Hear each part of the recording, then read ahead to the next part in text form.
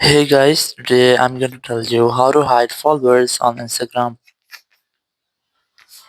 If you're using Instagram and you want to hide your followers, so let's see how can you do that.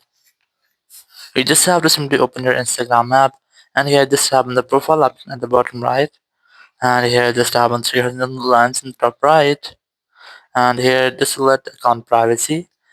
And you just have to enable this toggle to make your account private. Just have to provide the option and your account will be private. So now once you have making your account private, so no one can see your followers on your Instagram profile.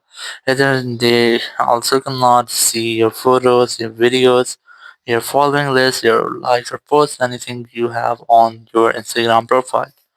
Or the second is that you have to block or restrict the person from which you want to hide your followers. So, for example, if you want to hide your followers from a single person, so you can just tap on these three dots, and then if in front of the name of the person, just tap on three dots. Then select unfollow. You can also unfollow them, or you can also try to restrict them or block the person.